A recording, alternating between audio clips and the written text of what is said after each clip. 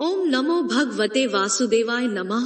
आप सभी का हमारे YouTube चैनल अमृत ज्ञान गंगा पर स्वागत है। आज आप अधिक मास या पुरुषोत्तम मास के महात्म्य का 18वां अध्याय सुनेंगे। नारद जी बोले, हे कृपा के सिंधु, जब सुदेव शर्मा ने अपनी स्त्री गौतमी के वचन को सुनकर हरि भगवान के चरणों का ध्यान करके पुत्र से होने वाले शोक को त्याग दिया, उसके बाद जागृत अवस्था को प्राप्त उस राजा दृढ़धनवा का क्या हुआ, मुझे इसके बारे में बताइए। नारायण जी बोले, अपने पूर्व जन्म के चरित्र को सुनने से आश्चर्यचकित तथा और सुनने की इच्छा रखने वाले राजा दृढ़धनवा को वाल्मीकि ऋषि ने इससे आगे बताना शुरू किया।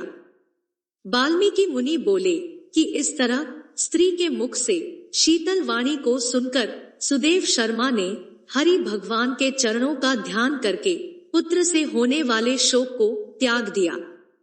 मन में ये सोचकर कि जो होने वाला है वह तो होकर ही रहेगा, सुदेव शर्मा पुष्प समिधा आदि के लिए वन को चला गया। इस प्रकार समय बीतता गया। कई वर्षों के बाद एक दिन सुदेव शर्मा जब समिधा कुश फल पुष्प आदि लेने के लिए वन में गया हुआ था, तो वह वहां पर मन से हरि भगवान के चरण कमलों का ध्यान करने लगा। उसी दिन उसका लड़का शुकदेव अपने मित्रों के साथ बावली को गया। वह बावली में मित्रों के साथ खेलने लगा। फिर अचानक बालक शुकदेव ने मित्र बालकों के भय से पीड़ित होकर और भागने की इच्छा करते हुए भाग्य से प्रेरित होकर अपने श्वास को रोककर वहां अथाह जल में गोता लगा दिया। लेकिन चाहते हुए भी वह बालक शुकदेव जल से बाहर ना आ सका और उसकी वहीं पर मृत्यु हो गई। जब मित्रों ने देखा कि बालक जल से बाहर नहीं आया, तो उसके मित्र बालक हाहाकार करते हुए उसके घर की ओर दौड़े। वहां जाकर उसकी माता गौतमी को इसकी सूचना दी। अपने पुत्र के बारे में ये सुनकर गौतमी तुरंत पृथ्वी पर गिर गई। उसी समय वन से सुदेव शर्मा आया। पुत्र के मरण की सूचना सुनकर वह भी कटे वृक्ष के समान पृथ्वी पर गिर गया। कुछ समय बाद होश आने पर दोनों ब्राह्मण स्त्री पुरुष उठकर बावली को गए। वहां जाकर सुदेव शर्मा और गौतमी अपने मृत पुत्र के शरीर को गोद में लेकर उसे बार बार देखते हुए रोते हुए विलाप करने लगे। रोता विलाप करता हुआ सुदेव शर्मा बोला, हे मेरे दुखों का नाश करने वाले पुत्र, उठो और कुछ बोलो। हे वत्स, मेरे मन को प्रसन्न करो। वृद्ध माता पिता को छोड़कर तुम जा नहीं सकते। हे पुत्र, शीघ्र उठो। इस समय क्यों सो रहे हो? मैं तुमको छोड़कर घर नहीं जाऊंगा। तुम्हारे बिना मेरा घर जंगल के समान हो गया है। यदि तुम नहीं उठोगे तो मैं वन को भी नहीं जाऊंगा। मैंने कोई निंदित काम नहीं किया है। मैंने कोई ब्रह्म हत्या भी नहीं की है। फिर मेरे कौन से बुरे कर्म के कारण मेरा पुत्र मर गया? अहो ब्रह्मा, मेरे पुत्र को मृत्यु देकर तुमने ऐसा कौन सा बड़ा फल प्राप्त कर लिया है? हे निर्दयी, हम दोनों वृद्ध स्त्री पुरुष का सहारा हमारे इस पुत्र को ले जाते हुए तुमको लज्जा क्यों नहीं आई? तुम सबके लिए दयालु हो, लेकिन मेरे लिए तुम निर्दयी क्यों हो गए?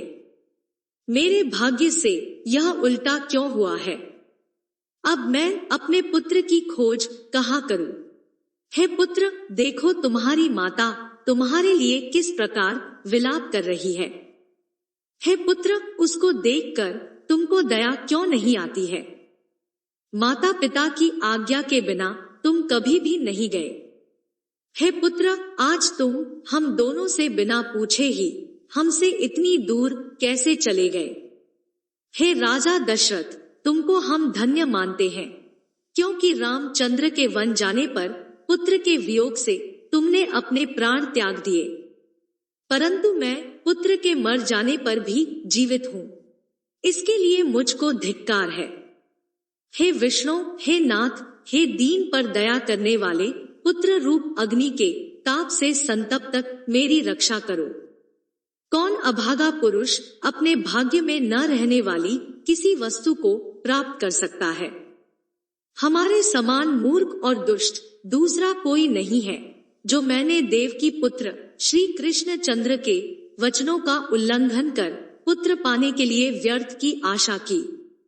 हे विष्णु, पुत्र रूप अग्नि के ताप से संतप्त मेरी रक्षा करो। पिछले भाग में हमने यहाँ तक विस्तार से जाना, आज के इस भाग में हम इससे आगे की कथा जानेंगे।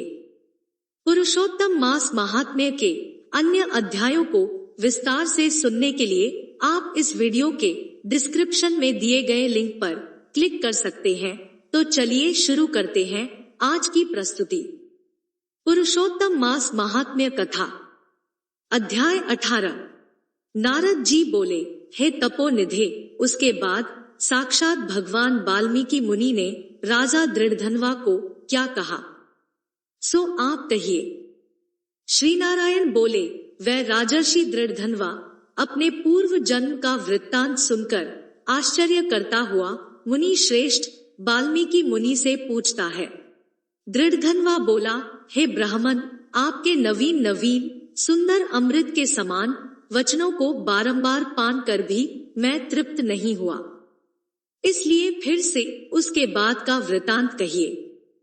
वाल्मीकि मुनि बोले, हे जगतीपते, इस प्रकार उस ब्राह्मण के विलाप करते समय गर्जना से दशों दिशाओं को गुंजित करता हुआ असमय में होने वाला मेघ आया, पर्वतों को कपाने के समान तीक्ष्ण स्पर्शों वाला वायु बहने लगा और बिजली अत्यंत चमकती हुई अपनी आवाज से 10 दिशाओं को पूर्ण करती हुई।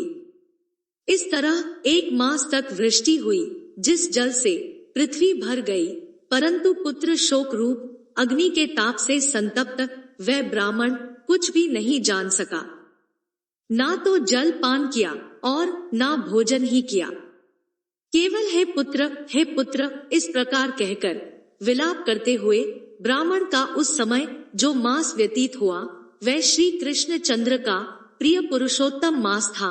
सो ना जानते हुए उस ब्राह्मण को पुरुषोत्तम मास का सेवन हो गया।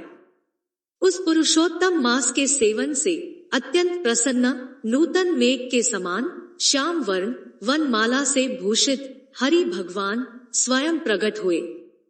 जगत के नाथ हरि भगवान के प्रकट होने पर मेघ समूह गायब हो गया।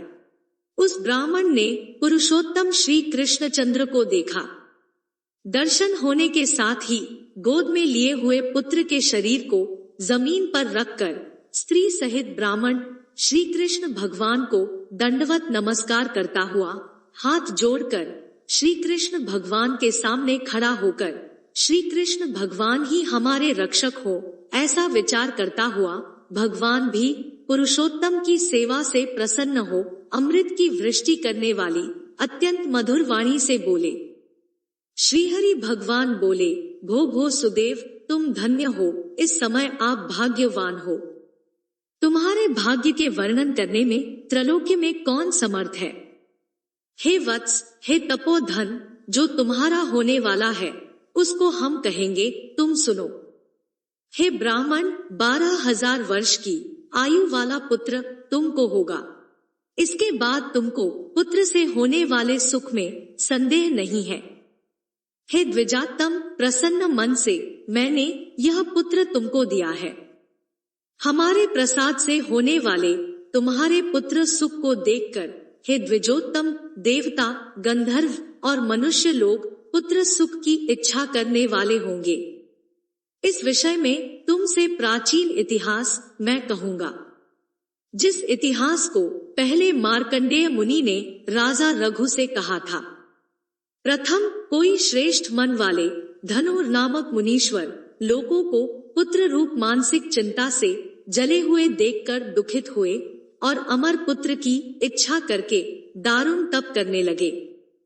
1000 वर्ष बीत जाने पर धनुर्मुनि से देवता लोग बोले, हे मुनीश्वर, तुम्हारे कठिन तप से हम सब प्रसन्न हैं। इसलिए अपने मन के अनुसार श्रेष्ठ वर को मांगो। श्री नारायण बोले, देवताओं के अमृत तुल्य इस वचन को सुनकर उन तपोधन धनुर्नामक मुनि ने बुद्धिमान और अमर पुत्र को मांगा। उस ब्राह्मण से देवताओं ने कहा कि पृथ्वी में ऐसा पुत्र नहीं है। तब धनुर्मुनि ने देवताओं से कहा कि अच्छा ऐसा पुत्र दो जिसके आयु की मर्यादा बंधी हो। देवताओं ने कहा कि कैसी मर्यादा चाहिए, कहो। इस पर उस मुनि ने भी कहा कि यह महान पर्वत जब तक रहे तब तक उसकी आयु होवे। ऐसा ही हो। इस प्रकार कहकर इंद्रादि देवता स्वर्ग को चले गए। धनुशर्मा ने थोड़े समय में वैसा ही पुत्र को प्राप्त किया। उस मुनि का पुत्र आकाश में चंद्र के समान बढ़ने लगा। 16वें वर्ष के होने पर मुनीश्वर ने पुत्र से कहा, हे वत्स, ये मुनि लोग कभी भी अपमान करने योग्य नहीं है। इस तरह शिक्षा देने पर भी उस पुत्र ने मुनियों का अनादर किया। आयु की मर्यादा के बल से उन्मत्तक उसने ब्राह्मणों का अपमान किया। किसी समय परम क्रोधी महिष नामक मुनि ने विधि से शुभ फल देने वाले शालग्राम शिला का पूजन किया। उसी समय उस बालक ने वहां आकर शालग्राम की शिला को जल्दी से लेकर अपनी चंचलता के कारण हंसता हुआ पूर्ण जल वाले कूप में छोड़ दिया। क्रोध से युक्त दूसरे काल रुद्र के समान महिष मुनि ने उस धनुर्मुनि के पुत्र को शाप दिया कि यह अभी मर जाए, परंतु उसे मृत हुए न देखकर मन में मृत्यु के कारण का ध्यान किया। देवताओं ने इस धनुर्मुनि के पुत्र को निमित्तायु वाला बनाया है। इस तरह चिंता करते हुए महिष मुनि ने लंबी सांस ली, जिससे कई कोटि महिष पैदा हो गए और उन महिषों ने पर्वत को टुकड़ा टुकड़ा कर दिया। उसी समय मुनि का अत्यंत दुर्मद लड़का मर गया। धनुर्मुनि ने अत्यंत दुख से बार बार विलाप किया। बाद अनेक प्रकार विलाप कर पुत्र के शरीर को लेकर पुत्र के दुख से अत्यंत पीड़ित हो चिता की अग्नि में प्रवेश किया। इस प्रकार हठ से पुत्र प्राप्त करने वाले कहीं भी सुख को नहीं पाते हैं। हे तपोधन, गरुड़ जी ने यह जो पुत्र दिया है, इससे संसार में तुम प्रशंसनीय पुत्रवान होगे। हे अनघ, मैंने प्रसन्न होकर पुरुषोत्तम के महात्म्य से इस पुत्र को चिरस्थायी किया है। यह तुमको सुख देने वाला हो।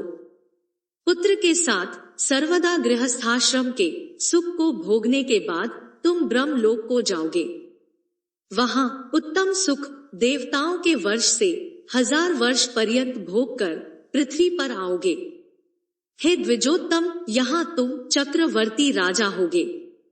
दृढ़धन्वा नाम से प्रसिद्ध तथा सेना सवारी से युक्त हो 10,000 वर्ष पर्यंत पृथ्वी के राजा का सुख भोगोगे। इंद्र के पद से अधिक अखंड बल और ऐश्वर्य होवेगा। उस समय यह गौतमी स्त्री पटरानी होवेगी। नित्य पति सेवा में तत्पर और गुण सुंदरी नाम वाली होगी। राजनीति विशारद तुमको 4 पुत्र होंगे और सुंदर मुख वाली महाभागा सुशीला नाम की कन्या होगी। हे महाभाग, सुरों और असुरों को दुर्लभ संसार के सुखों को भोग कर तुम संसार रूपी समुद्र के पार करने वाले विष्णु भगवान को जब भूल जाओगे, तब है विप्र उस समय वन में यह तुम्हारा पुत्र शुभ पक्षी होकर वट वृक्ष के ऊपर बैठकर वैराग्य पैदा करने वाले श्लोक को बार बार पढ़ता हुआ तुमको इस प्रकार बोध कराएगा। शुभ पक्षी के वचन को सुनकर दुखित मन होकर घर आओगे।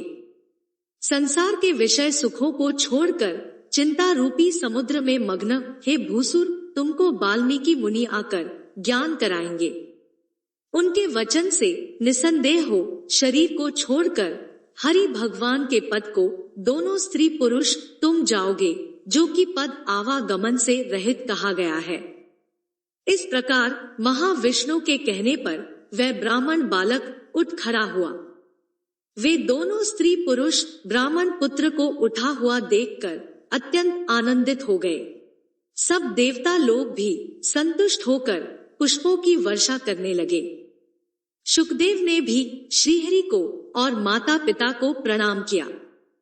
उस ब्राह्मण को पुत्र के साथ देखकर गरुड़ जी भी अत्यंत प्रसन्न हुए। उस समय चकित होकर ब्राह्मण ने श्रीहरि भगवान को नमस्कार किया और हाथ जोड़कर हृदय में होने वाले संदेह को दूर करने के लिए हर्ष के कारण गदगद वचन से जगदीश्वर से बोला, हे हरे, मैंने 4000 वर्ष पर्यंत लगातार अत्यंत दुष्कर तप किया। उस समय मेरे को आपने वहां आकर जो कठोर वचन कहा कि हे वत्स, हमने अच्छी तरह देखा है, इस समय तुमको निश्चय पुत्र नहीं है। हे हरे, उस वचन का उल्लंघन कर मेरे मृत पुत्र को जीवित करने का कारण क्या है, सो आप कहिए। प्रिय भक्त जनों, पुरुषोत्तम मास की कथा का ये अध्याय यही समाप्त होता है। इससे आगे की कथा हम अगले भाग में प्रस्तुत करेंगे। आपको हमारी यह प्रस्तुति कैसी लगी, कमेंट करके जरूर बताएं। आपको हमारी यह प्रस्तुति पसंद आई हो तो वीडियो को लाइक करें, चैनल को सब्सक्राइब करें। वीडियो को अंत तक देखने के लिए आपका बहुत बहुत धन्यवाद।